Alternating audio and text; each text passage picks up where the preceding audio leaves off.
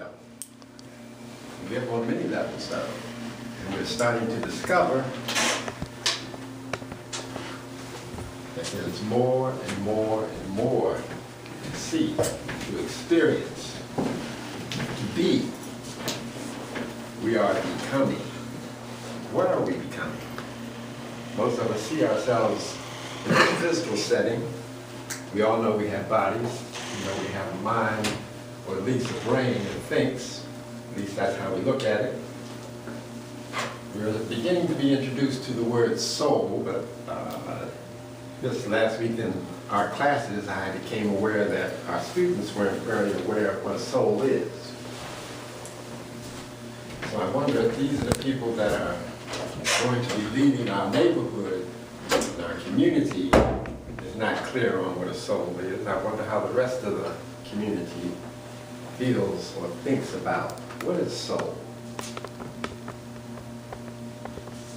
Sometimes we think that the soul is a spirit, and it has spiritual attributes, but it's not spirit. The soul contains everything that you've ever lived through, everything that you've ever thought, everything you've ever felt. How far back does that go? There are spiritual researchers that I put a little stock into, and at least they tell me that the Earth is 3,700 million years old. 3,700 million years. Can you wrap your head around that much time? Do you remember all the things that have happened? Heck, do you remember things that happened last week? And you contain within you all those things that have happened, all those things that you've experienced and felt, thought, spoken, done. Your soul carries all of this. And then you order it in a way that you will. Everybody sets their priorities one way or the other. When we came to this planet 3,700 million years ago, life wasn't so solid like it is now. It wasn't in a solidified state. It was more in a spiritual state. It was a spiritual state. We weren't very consciously aware, because spirit is everywhere. And consciousness is everywhere, but it's not individualized. And that's a subject that we'll take up in school, but we're not going to dwell on that. I'm just dropping the dime on you so you'll know where we're going. Getting on to the full moon. It's in Scorpio, sign of death, the opposite of life as we think, but actually it combines with life and it's a unit. Life and death go together, they're mysteries. Every mystery is meant to be revealed. Who will reveal the mystery? The symbol of this full moon is a great crowd coming down a mountain to listen to one inspired man. They believe this inspired man has something important to tell them. That's the symbol. Now the question is, where do you fall in that symbol? Are you the person that's doing the speaking? Are you the person that's coming to hear? You can be both of those roles at different times. Today I'm asking you to be a little bit more flexible with your thinking than you usually are. As usual, I'll probably say a few things that you've never heard before. They may be challenging and radical to you, revolutionary if you will. But I ask you to take them in and just look at them. To the extent that you're not flexible,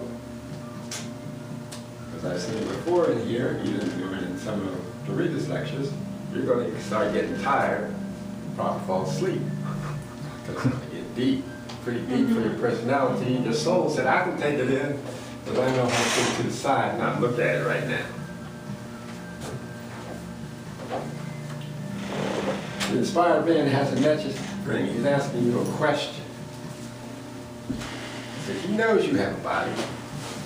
He knows you have to attend to those needs. And so you're trying to survive. believe that's a good word, survive. Everybody's trying to survive on this planet. What does it take to survive? Everybody has possessions, worth, something of value. They want to keep that for themselves. Is that the point of this being on this planet? That's the question, the first question that's coming out. What about the people around you? What about the community that we say that we're forming? If you have and they don't, what do you do? There's nothing to say to them because they can't hear you. They don't speak your language. Even though you may think the same language and talk the same language, use the same words, they don't hear. They can't hear because they're in their own little world listening to something else, just like we are. I'm reminded of the movie Inception, for those of you that have seen it. They talk about planting a thought in someone's mind and letting that thought grow, even helping that thought grow to bring about whatever they wanted to happen. This is what's going on in the world today. It's been going on for a long time.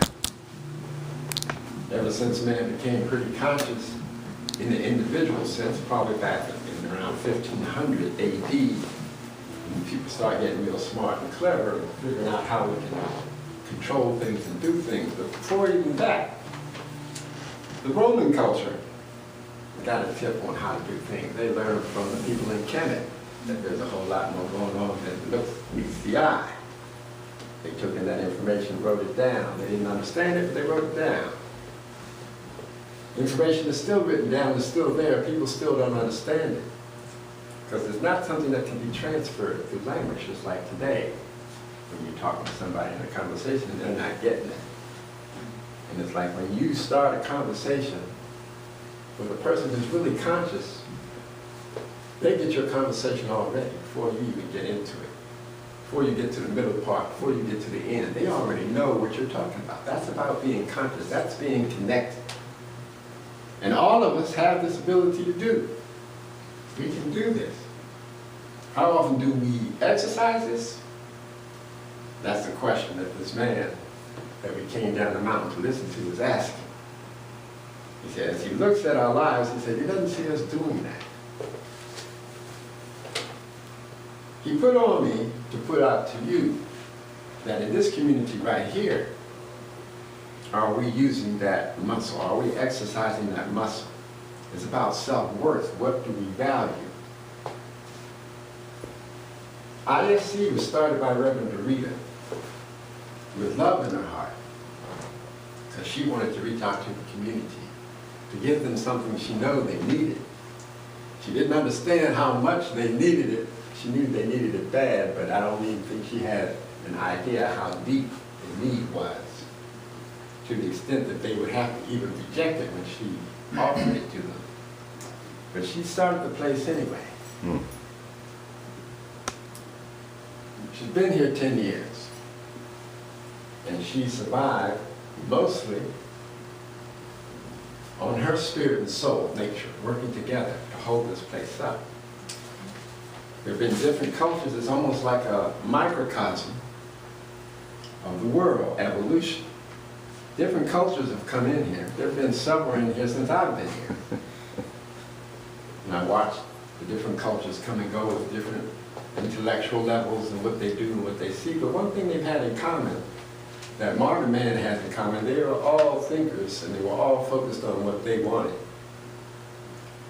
to the exclusion of what ISC is about. I don't believe they recognize it. Even the people that have graduated from my school, I wonder sometimes if they recognize it. All this is still connected to the full moon, life and death. Everybody thinks about death. What comes after that? That's a mystery. They don't think much about what comes before life. Can we think of a word, let's call it unbornness?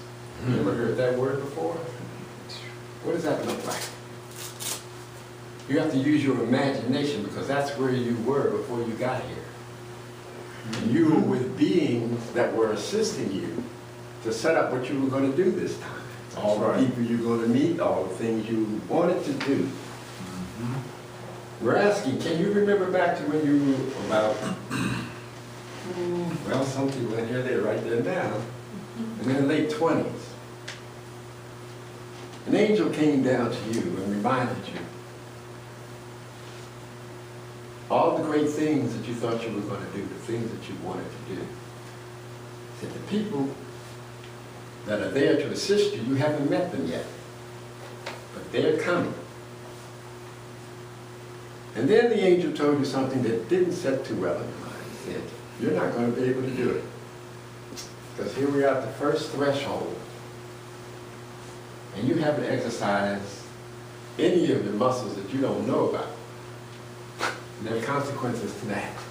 I said, wait a minute, what's that about? If I don't know, there's nothing to say. Don't try to speak back when you don't know what you're talking about. Say that again. First thing, we need to learn to listen. A lot of times we're listening, and we are listening through our head. That's right. The head has a lot of information, has a lot of knowledge. The head also rejects a lot of things that it doesn't like. That's connected to our soul nature I was talking about a little earlier. You also have a heart. Your heart is the first thing that formed in you. It has all the information, all the understanding. It needs to connect to the head, but those two things don't get along too well together. If you look at the zodiac through astrology, you can find out some of the conflicts that come up naturally, just in being in the body. The head is Aquarius, the heart is Leo. You have an opposition, just like a full moon. Oppositions are complementary. They can be helpful. They also can be seen as adversarial to one another. It depends on how you choose, what you choose. What will you choose? Do you want to be in harmony? What does it take to be in harmony? First thing it takes for you to be quiet. Be very quiet. Can you be silent? I hope everybody comes to our silent retreat in the fall. And you learn how difficult a task that is to do. We're going to try it for a weekend. Can we even do it for 5 minutes? That's the question that's up. That's what this full moon is asking us to reveal to ourselves. Everybody that came in here today had to come through that door. That door is a threshold. There's a threshold between your soul and spirit. You would like to think that you live in your spirit, and I will confirm that you do every day. But you're not aware of it because you are focusing mostly on your soul nature. The soul nature is very sensitive. We can talk for a moment about pain. What is pain for? I'll let that resonate with you for a moment. What is pain for? It has a purpose. Everything here has a purpose. So if you're feeling pain, what is it telling you? It's a warning. It's a warning of? Whatever may be happening within you or within your surroundings. And so, the fact that it came up shows that you weren't paying attention already. And the pain is there to remind you. And you know, wherever it shows up in your body, that's the first place that you're going to focus on. Now the question is, are you going to focus on getting rid of that pain, or are you going to focus on the pain? Everybody naturally says, how do I get rid of this? Well, this world has 10,000 ways to get rid of pain. And the catch-22 is, none of them work. Not a single one of them. The best they can do is mask the pain, but your soul and body is still being racked by that pain. You don't feel it, so you say, that's all right with me. And so whatever it was giving you a warning for, still going on. You're not paying attention anymore. Scorpio brings a lot of pain. A lot of pain. Part of this full moon is attached to, if you can remember the story of Babylon.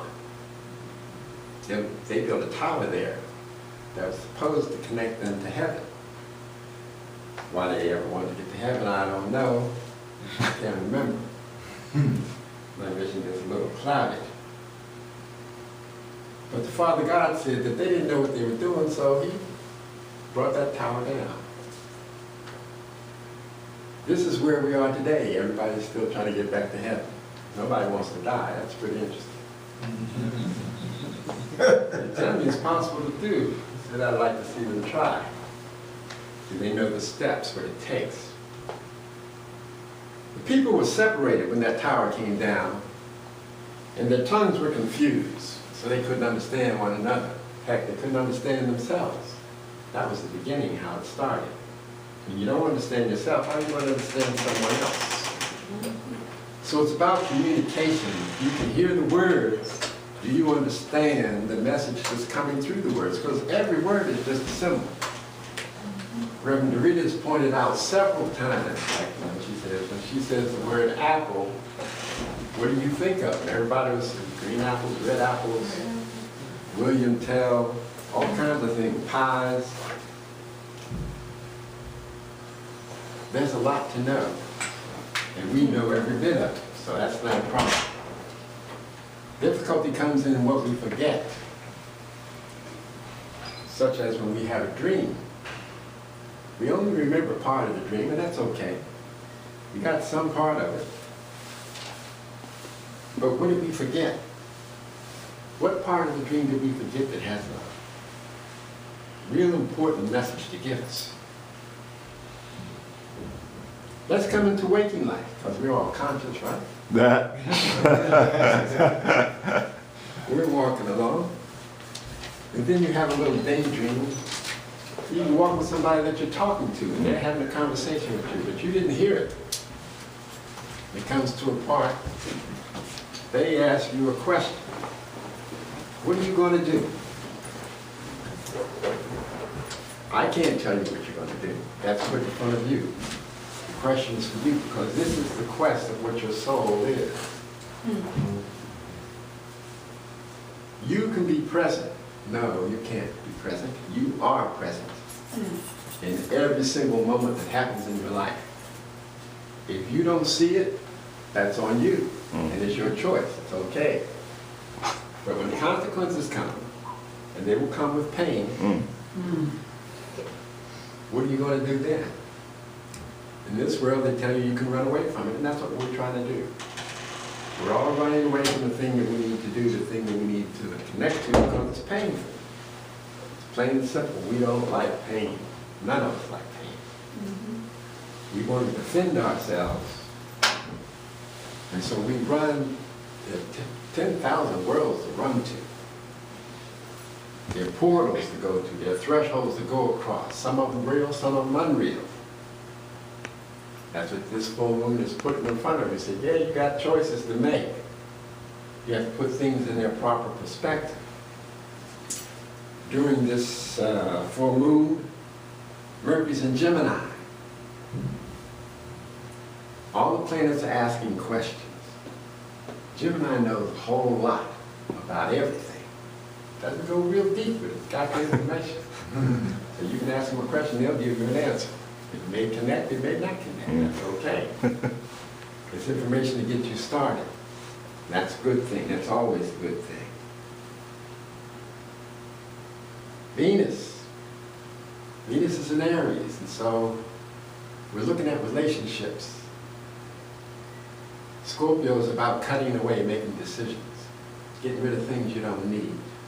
Scorpio is still retrograde, so you still got a little time to look at it and think about it. It's been retrograde several months, so you should be coming to a closing about things that you need to get rid of. People, places, ideas, things that don't work for you anymore, you're still carrying them. What's that about? You need to ask these questions. This is what the time is. This is why the relationships are starting to get kind of shaky now. People are falling away. You say, should I hold on to them? Should I let them go? Questions again. Venus rules Taurus. Taurus doesn't like to change. Really doesn't like to change. This is another pain maker. The refusal to change when it's time to change. People say, well, how do I know when it's time to change? You have to ask that question. You don't need to talk to somebody like me. Because you're already telling me you don't want to. So why should we have this conversation?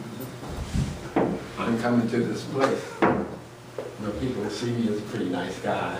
David's friendly, you know, he can talk to everybody. Time for the hard part of me to come out. My conversation is going to be a lot shorter on a one-on-one basis. I suggest you look at it for yourself with people that you spend a lot of time talking about whatever you talk about. That's what this full moon is set up to do. There's a whole lot more out there than we realize. It's all in your soul nature, but your soul nature is trying to connect to your spirit. You can't hear it because you're busy doing whatever you have placed value on. That's where the sun is with this full moon. Where are your values? Are they in proper order for you? Are they in proper order for you supporting the community that you live in? Because you can't live on your own. We're all connected. That's a fact. No discussion is needed there. To the extent that you don't want to embrace that, there's going to be pain. I was led to a book I've been reading for the past week, and I finally finished it, and it was about this guy called The Seeker, and as I told people about this story, some people told me, oh, that was on television, it was a series. I said, wow, that's pretty good, it's interesting, I'm glad that we're still connected, you're seeing what I'm seeing. And this Seeker was, he always wanted to help people. He was a wizard. I kind of identified with him, but he had some pretty good powers, and he saw this woman on the run once, and there were 4 guys following her. He didn't think it was a very good thing, and when he went down to tell her, she said, yeah, they're pretty dangerous. So he said, well, I have a plan. So she wanted to know immediately what his plan was. He told her the plan. She said, do you have a backup to that? He said, yeah, I got a backup. He told her that. She said, do you have a backup to that plan? He says, I should need one then. She says, so I don't know if you're going to be able to help me. So they started to walk the path together, and 2 of the men were in front of him. So they turned around to go the other way, and 2 guys came down the trees, so now they're caught in between a rock and a hard place. The leader of the 4, and if you know anything about numerology, you can follow the story like that, stepped out and told the young man, he said, walk away because this doesn't concern you. But he knew it concerned him because he had now bonded with this woman. He said, can't do it. And so they didn't even waste time with words anymore. Everybody understood who they were and what side of the veil they stood on. And conflict ensued. He found out that these 2 guys that attacked him were a lot stronger than he thought. And he doesn't know how, to this day, one of them went over the cliff. And he dispensed with the other, and he went to help a woman she had already finished with. So they walked a little bit further, and she told him who she was. She was a Mother Confessor. He said, what is that? She said, well, she was the last of her kind. But wherever she goes, she makes people tell the truth of whatever situation is going on. And people in high places that want to know things, they ask questions, and they go to her and say, is this person telling the truth? She just has to wave her hand. She can tell the truth about everything and anything. As she walked with this guy a little bit further, a few days, he found out she was a lot stronger than he thought. He said, you didn't really need my help back there, did you? She says, no. She said, I could have took care of 4 of them like that, no problem. He said, but you didn't share it with me. She said, you didn't ask. This story is still in line with the full moon that I'm telling you. Taurus rules speech. Do you talk about the things that have value for what you're doing and what you're about to do to people that you bond with? Those two got separated, go through the story real fast, and he got captured by another woman. Pretty powerful woman. She had a lot of magical powers. And she was so good that she overcame him, took his sword. And then she said, my job is to train you.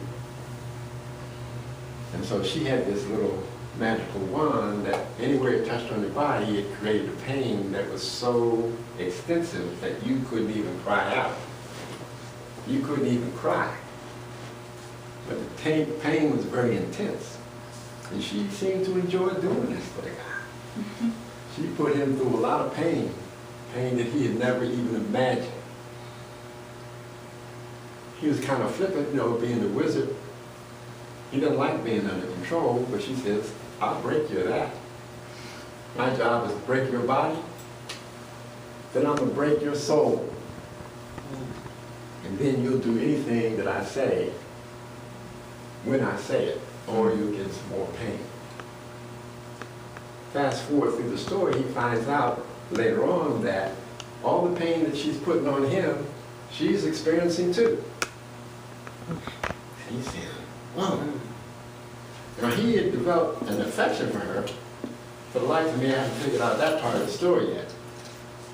And she had a friend that came along that wanted to train him. But she was a lot meaner than his first trainer. So she just did things for the fun of it. She wasn't really trying to get him to do anything. So he asked his trainer, he said, I want you to let her put me through the paces because I don't want you to feel the pain. Now that I know that you have to experience that. She says, I don't mind feeling the pain. It's not a big deal. Fast forward to the end of the story, she goes before the person she was training this guy for. And he wants to know some answers. He started asking the questions, the guy started giving up the answers until he got to a certain point. And this guy said, he looked to the woman and he said, I thought you said he was trained. What's going on? And then he looked deeper into the man and he saw that there was more to him than he first realized. Which is back to our full moon. There's a lot of information out there, more than we have even imagined for us to do what we need to do. And it's ours. And we already have it, but we have no clue about it. Because this guy didn't even know what he was talking about. So he looked to the woman, this dark king, and he said, you go to your room. He said, I don't have a problem with you anymore. There's no way that you could have known because you can't see this part of a person. He said, go to your room and you did a good job. He tells the man, he says, well, since you're not going to tell me, I've reached your spirit nature and I see I can't do anything with that. He said, you're free to go. She said, wait a minute, yeah. That woman, she still got my sword. And if she has my sword, she got my power. He said, you don't seem to know. He said, all you got to do is kill her. All your stuff will come back to you. He said, well, if I could kill her, you think I would have gone through all that pain? He said, you're like everybody else. The name of the story was The Wizard's First Rule. And the wizard's first rule is that people are stupid. They will believe anything but the truth. And when you tell them the truth, they won't believe that. Magic is powerful, but it has two sides. Everything has two sides in this world. You see, so if you want your sword, you can go back there and take it. He goes back to the woman's room. And she always had this warrior garb on. Every time you saw her, she always wore it because it identified what cult she lived to, belonged to, bonded to. But when he went into a room, she was totally naked. And he said, what's going on? She said, you come back here to kill me. He said, how would you know that? She said, well, I suspected it when the Dark Lord couldn't get into your mind that you were the one that we've been looking for, waiting for, and afraid of. And I don't have the power to stop you, so I wanted to die like I came into the world. Naked, free. So he said, well, I don't have to kill you. He said, you can just give me my sword and I'll go. She said, oh no, no deal. He said, I'm true to my walk in life. And if you don't kill me, I'm going to kill you. Now, he had killed with his sword before. And he had killed in anger. And he was challenged on why he had killed somebody, and he said he was defending a friend. And these higher beings that were questioning him said, well, the person that you killed, could they have been defending a friend? So then they have the right to kill too. So you took out somebody with unrighteous means, so why should we help you? He got a little upset, and then he said, well, what's the point of these questions? And they said, you don't question us. We want to know the type of person that we're dealing with. I'm asking you to keep all this together now. I told you it's going to get challenging. So he takes out his sword, he runs it through this woman. The sword turned white. When he had killed before, it turned red. Because he killed in anger. This time he was killing in love. And when he put his sword up, he said he hoped he didn't have to kill again, because it was horrible to kill with anger, but it was even worse to kill with love. But it's something that needs to be done. When something has fulfilled its purpose, it doesn't need to be in existence in the physical plane anymore. He went on to meet a dragon, another part of himself, because that's what the story was about. He kept meeting himself in all these other apertures or beings, and each one was stronger than one before. Now he has a dragon, and he was warned not to go to that dragon, but he went anyway. And as soon as he went on that road, all this fire came out, consumed his horse. He went and ran behind a rock.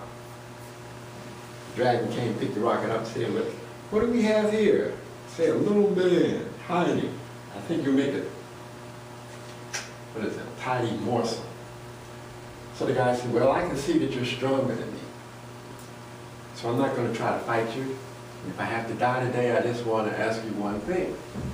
The dragon says, "Make it quick. I don't have a lot of time. And I want you to hold to this. This dragon is actually part of him. And he's already recognized it while he's in the conversation." A lot of times I tell you, I give you the comparison of a mouse talking to a cat. You know, he doesn't want to be eaten. This man's in the same situation. He doesn't want to be eaten, but he's about to acquiesce to it. He wanted to know why this powerful power was serving a lowly human. This Dark Lord, who's a powerful wizard with people, no big deal in the spirit world. And the dragon said, "If that's all you got to ask me, it's dinner time." He said, "Well, I can help you." The dragon says, "Okay, keep talking. I know that you serve him because he has your egg, symbol of life, eternal life. And I know where your egg is. And if you help me out, I only want you to help me for 6 days. That's the only bargain I want to drive." So the dragon says, "You're a strange little man, because men are always trying to kill dragons." The dragon said, "I never understood that, but be that as it may, I say, when we go to get this egg, it's probably going to be defended by some beings that I could take care of if there weren't a lot of them, but I know that the Dark Lord has put protection around it." And this is back to our full moon of what we are protecting. What are we defending? And from what? Or from whom? Because it's the source of our eternal life. And yet we've become adversarial to that very eternal life that we have. Are we trying to kill ourselves? That doesn't make a lot of sense. We're eternal beings. But we don't know what we're doing. But back to the story. They get the egg, and the dragon tells them, "I really don't like riding it around." He said, "But you have gotten my egg back. I'm going to fulfill my part of the bargain, but after 6 days, I'm going to eat you anyway." He said, that's okay. So they separate and go their ways. Because the dragon can't operate in water. And it was raining. Human beings seem to do okay through emotions sometimes. Scorpio is a very emotional water sign. It holds all the waters that we have to go through, all the challenges that we have to face. And there's a spiritual saying that when a challenge comes to you, you need to face that challenge, whatever it is. You may be able to run to another world. You may be able to escape that challenge, but it will remain with you wherever you go, and you will recreate the challenge anyway. I want to lay that on you to let you think about the things that you're doing, the things that you're forming, things that you're building. People in Babylon did the same thing. They tried to build a tower to get out of a situation. The tower came down. 6,000 years ago, in Samaria, they started languaging, teaching, technology, all the things that we have today that we think we've perfected, but it's not even close to what they had. Not even close. And we're building back to it, so we think. But what are we really building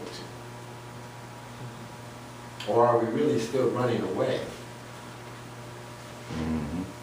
Scorpio moon is a dark moon, it looks like. Tied into the reading, there's a little show that's on television now, I can't remember what channel it is, but it's Once Upon a Time, and there are a lot of characters in it. And we've had discussions about it in some of our classes, and they've gotten pretty interesting. And we see some of the characters in the people in our class. And everybody so far has depicted Dorita as the daughter of the Queen of Hearts. She's a pretty mean-tempered woman. She's a tough cookie. Everybody's scared of her, too. They over-respect her.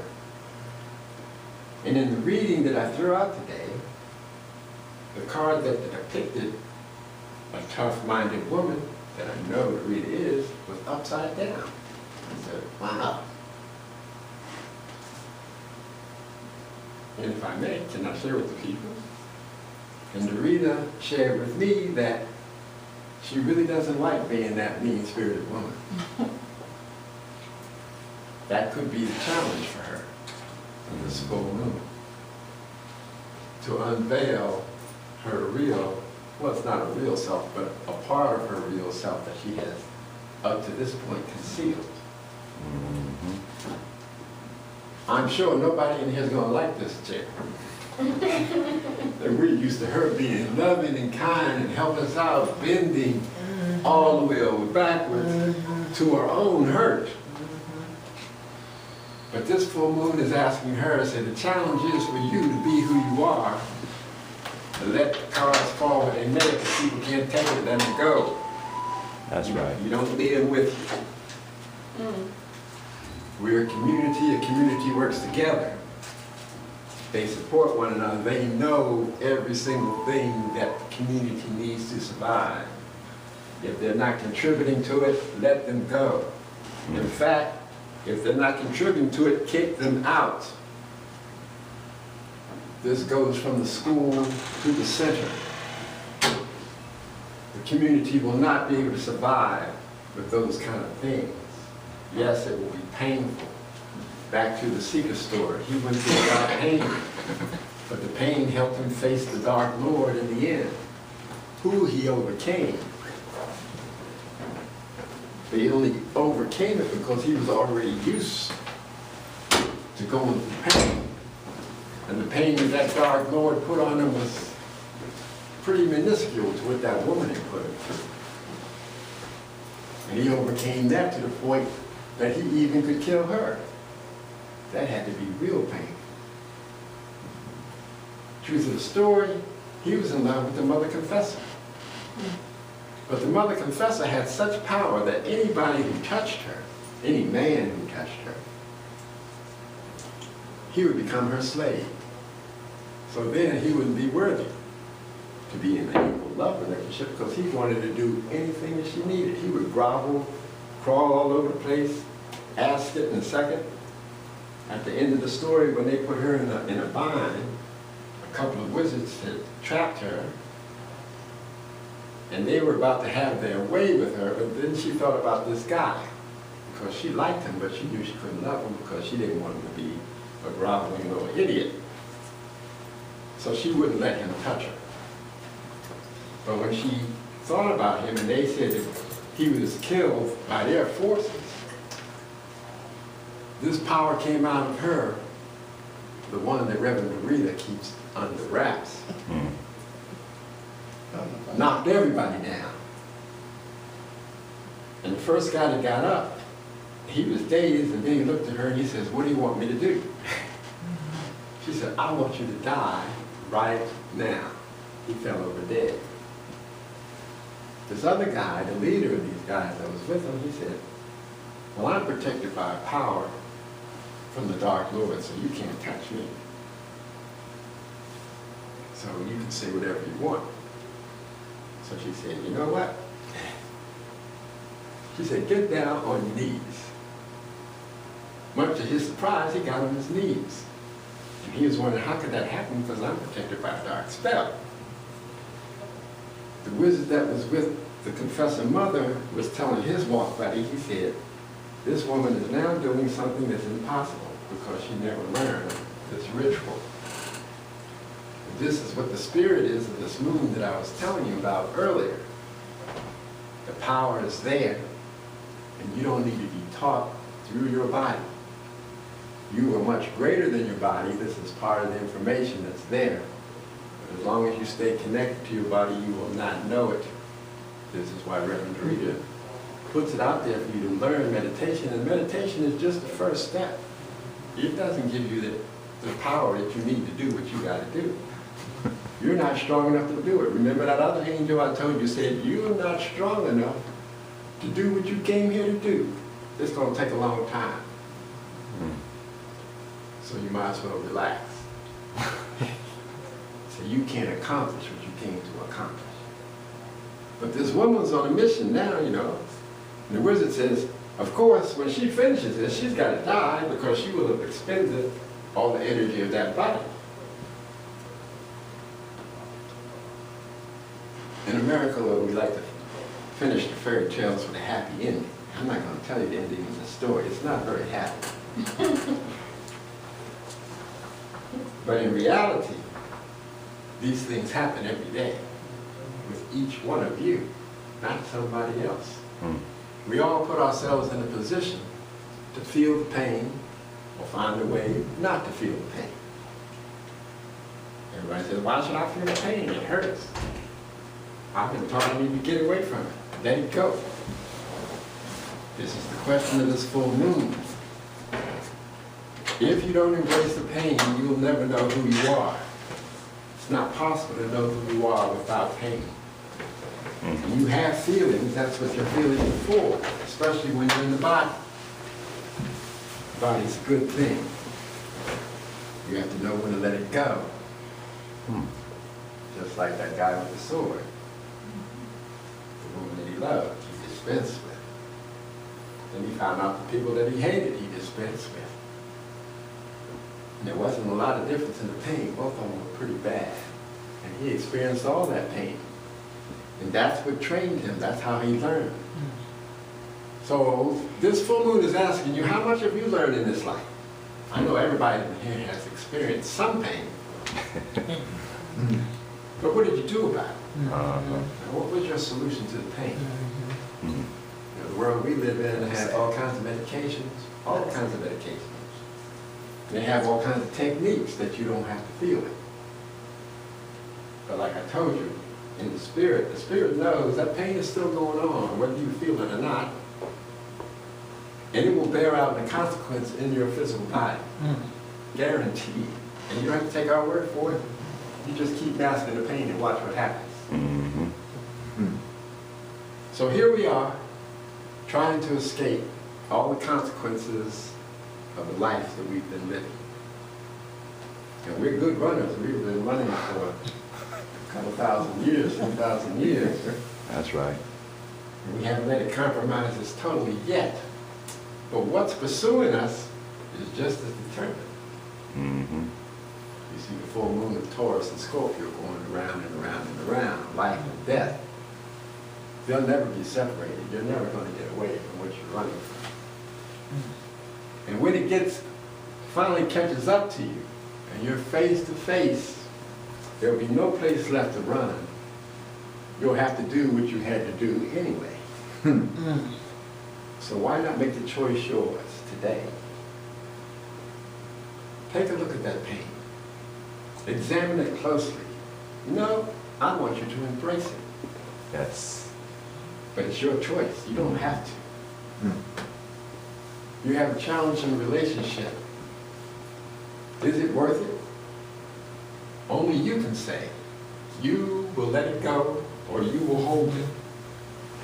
At this time, a lot of relationships that are not rooted in truth are getting real shaky. Mars is about to go direct. In July, Saturn will go direct in Scorpio, and then we're going to really see some things come up. The things that we thought went to sleep a long time ago like we did. We all have a nice little dream.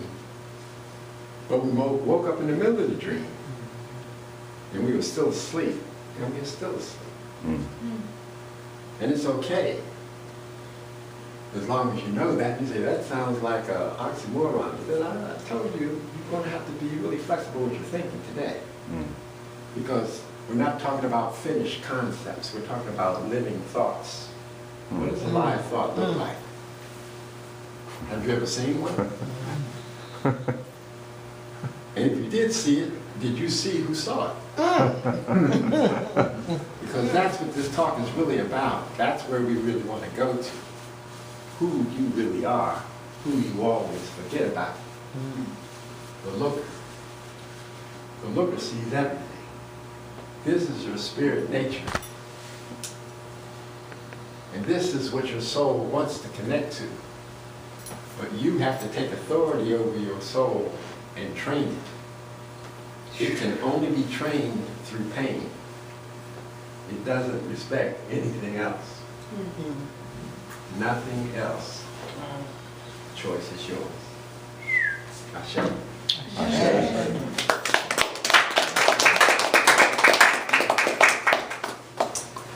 As always, questions, concerns. I know you got one. Here you go.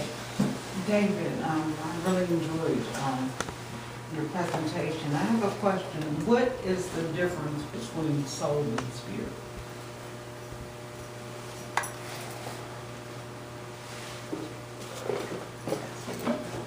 Consciousness is all around us. Synonymous with spirit. It just is. There really is no definition for it. Because anything that you talk about is not going to be it. Your soul nature is a cumulative accumulation of everything you've ever felt, everything you've ever thought, everything you've ever done. Even the things that you have forgotten long ago and put in the dust bin. If the astrologer was doing your chart, you talk about the 12th house, you would say, these are the things that you don't think about ever because you don't think they're important. You hope they're not important because you don't want to think about them. That's why you put them in that dustbin. So your soul nature is always looking to be satisfied. It's really connected to your feelings, but your thinking is there too. Your willing is there too. The question is, we have to balance those things consciously because they don't balance themselves automatically. Feelings take precedence. That's why pain is so prevalent. Because people say, pain coming, and they start using everything to get rid of that. You can't get rid of yourself. The challenge is to balance it with your thinking, but you can't just use your thinking, you have to use your willing. We don't even recognize our willing most of the time until we get into a tough situation and we get pissed off. Then the will flashes forth, but it's mostly negative will that we don't have much control over because we never saw it coming until it's too late. So the question is, will we consciously put our feet on the path to balance our feelings? Because our feelings are off the hook. They just want to be satisfied. They say, I know how to be satisfied. I know this makes me happy. I know this makes me feel good. I know this is for me. That's your first clue. If it's only for you, you're off the path. If it serves everybody else, because in the story I was telling you about, the only time these people could have access to that power, what they call magic, but it's really spiritual power, and power overcomes force every time, you had to be doing it for somebody else. You could not use it for yourself. Same thing in astrology. The outer planets, they're in your chart. You can become aware of them, but as soon as you start using it for yourself, it's going to destroy you. You've already put your feet on that path, and so whatever it is, even if you do a U-turn, you're still headed for destruction. Because you use that power for yourself, and that's not what it was for. That's the pain that we learn through. Don't do that again. Well, Now, that didn't give you a definition like you're used to hearing, but that's what I was talking about in the beginning about a conversation. When you get in a conversation with somebody, you have to quiet everything in yourself. Because the other stuff is going on, it's going to say, I don't want to hear this. Even though you think you've asked the question, the other parts of you that have been in ascendancy for a long time, at least for this lifetime, and probably for lifetimes before this, are going to come to block it. They're not going to block the words, they're going to block your understanding. So you're going to have to let it sit with you for a while. It's not going to come to you just like that. This is Dorita's class. People come up there and they think the class is like when they went to college. In college, they just ask you, read this book and then regurgitate this out. I'll give you an A. You pay $1,000. And then they put all these letters behind your name. There's nothing wrong with that. But it doesn't connect you to who you are. That's right. That's right. It separates you from who you are. Amen. So that's what this conversation's about. You have the information. In fact, you had the information because you asked the question. You already had the information. Okay, but that's on the soul side. I would say some distinguishing between on the alternative with the spirit as opposed to the The soul. spirit knows everything. Okay, right. The spirit is what's calling you. That's what your soul is questing to connect to. okay. But it's a painful process because when the pain shows up, we back off. Right, we don't want to deal with it. And that's the challenge. Will you walk through that pain? Will you embrace that Because it's an pain? illusion. And it's strong. I have a little sister that's dealing with cancer right now, and she's a Christian Scientist. Their whole doctrine is not going with the doctors. She went with the doctors. So I know that pain was great. And I watched her going through the steps that she's going through, and I say, this is a process. But she's aware now. She's cut the doctors off. In fact, she's cut everybody off. And she's doing this on her own. She's got help around her, and anytime she wants to tap it, it's there. But the thing is, she's aware that she has to walk this road herself eventually, so she said, why delay it? This is on me, whether this life ends or not. Spirit is blessing that. Spirit is blessing you. Thank you for the question. Thank you for that. You got another data behind it. Actually, I don't have a question, but I'd like to add on to what Brother Dave said. Spirit is something that you develop, which is you. You develop that daily, or however you do it. Some people do it through meditation, several different things, but the Spirit actually is you, and you develop that. It cannot develop on its own. You've chosen to do a certain work, and whatever that work may be, as he was saying, a lot of us think that we were running, but we find out that we run right back into it again. So the Spirit is you. You have to develop it. It don't develop on its own. If you expect it to develop on its own, you will never be able to complete your mission. I'll add a little light on that, and it's going to adjust it a little bit. I'm not disagreeing with him, David, can you stand up? 'Cause this is a live- we got a live stream. because the spirit already is developed. Spirit is perfect, right today. It has everything that it needs and wants. Your soul nature is what you develop. That's what you develop. That's right. And you can develop it through eternity. When you finally connect to your higher spirit, catch 22, there's another step. There's another step. But we can't even talk about that because you're not even doing the soul stuff. We're living in the body. So we don't have to, you know, if you're a little kid in a crib, you don't have to be asking your mom how to cook dinner. It's not going to work for you. The soul nature wants to connect. It also has the resistance to connect that is developed over lifetimes. All the things that you don't like, all the people you don't like, all the concepts you don't like, that's who you are. And it's up to you to transform that. That's what this Scorpio moon is about. That's what the sign of Scorpio is about. It's about cutting away what you don't need. That's right. But this has been good for me for how long? That's the question. That's the answer. Is it good for you right now, this moment? Is it serving you for real? Is it contributing to your understanding of what your spiritual nature is? If you have any questions about the spirit, you've already answered that question. So you have to keep walking. And it gets more and more painful every step you take. It's not a pretty story. It's a true story. Every story is true if they take it to its true, real conclusion. It's there for you. You can see it. That's why you move away from it. You know, you see a bad situation coming, you say, I'm not going there. You're equal to that situation, but only when you choose to accept it. When you accept it, watch what happens. Because nobody can explain that to you. It's an individual thing for every one of us. All the time. It's your individuality. Nobody else is going to be able to tell you what you need to do. You can ask all the spiritual advisors that you like. You can ask your astrologer, numerologist, whatever.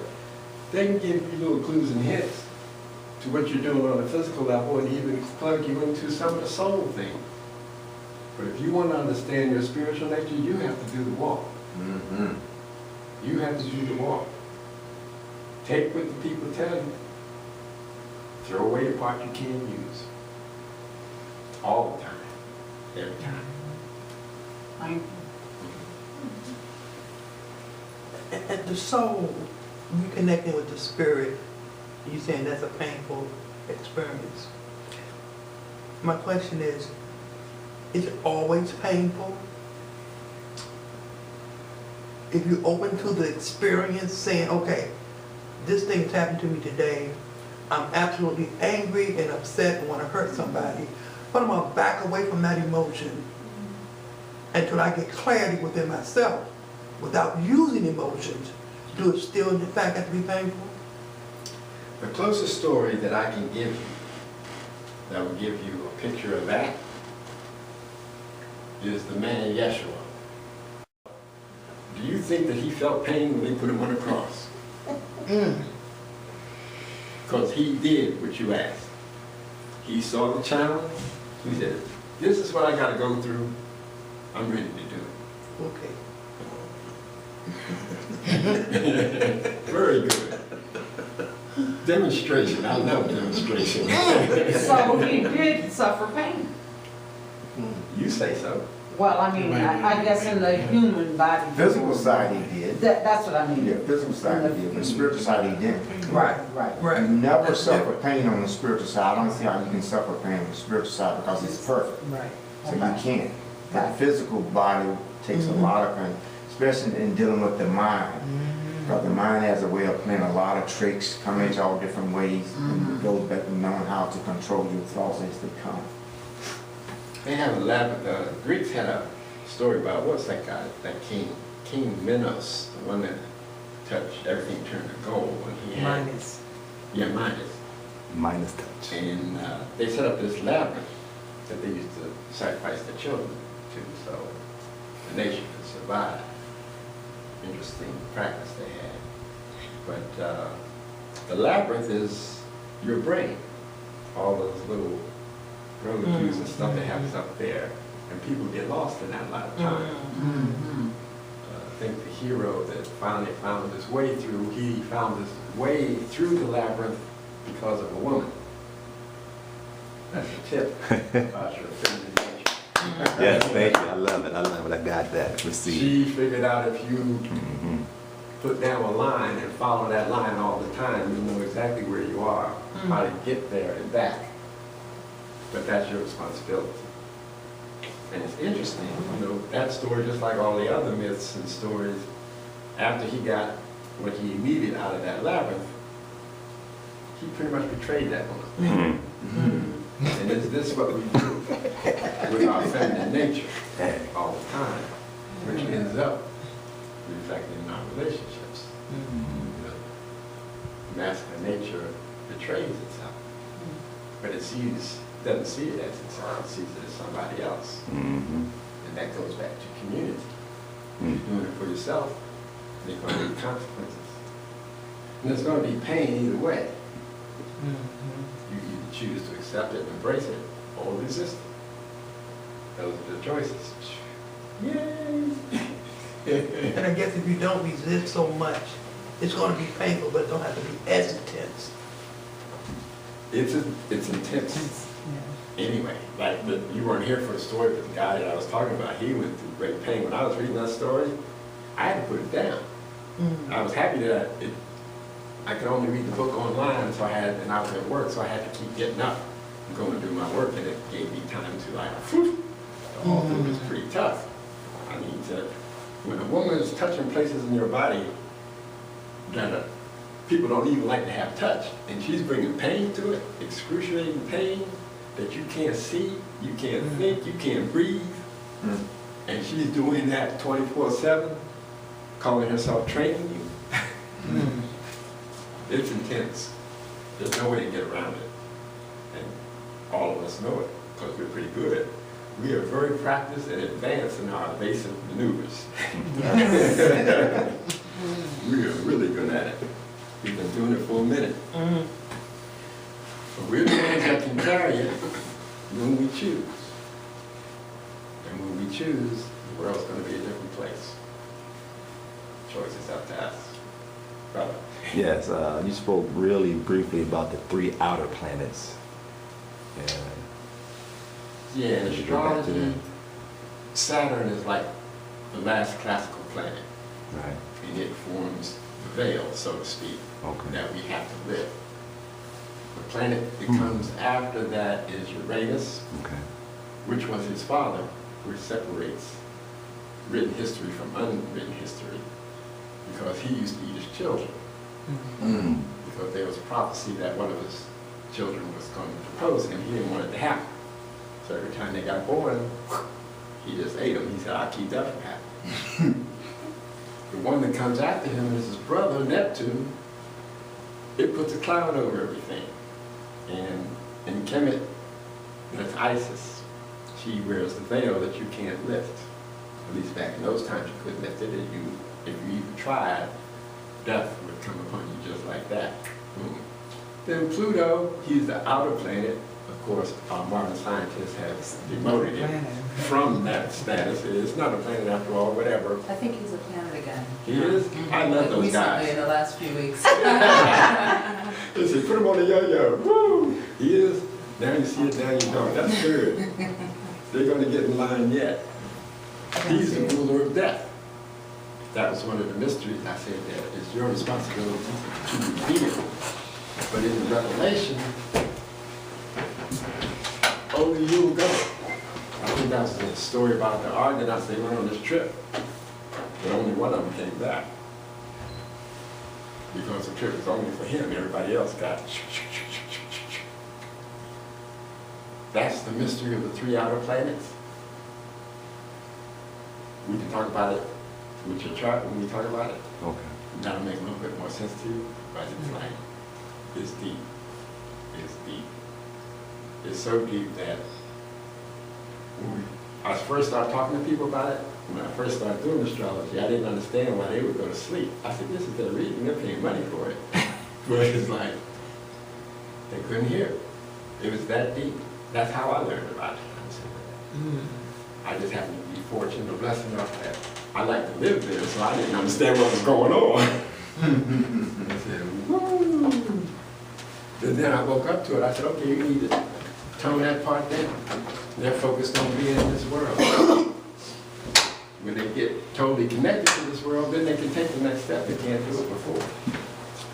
So you happen to know with you have several retrograde planets, which means that you would like to go on over stuff and go deeper than most people go. And so you have a pathway that's open to those planets now, in this lifetime. Most people don't even want to look at it. No thank you.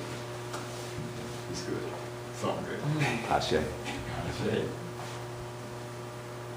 Any other questions, concerns? Oh, you got all the answers. No, I don't have all the answers.